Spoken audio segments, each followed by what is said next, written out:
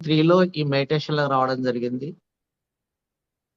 దానికంటే ముందు నాది అంటే పిరమిడ్ సొసైటీకి రాకముందు, వచ్చిన తర్వాత ఒక బొమ్మ బస్సు లాగా క్వైట్ అపోజిట్ లైఫ్ మొత్తం. ఇప్పుడు ప్రజెంట్ ఎంతో మందికి నేను ఆదర్శంగా నిలిచాను అంటే మనం పత్రిజీ గారు అందించిన జ్ఞానమే. దానికి ఉన్నది ఉన్నట్టుగా రిసీవ్ చేసుకొని, అర్థం చేసుకొని, అందరినీ చైతన్యపరచడం లో ఇప్పుడు నేను చేస్తున్న పని.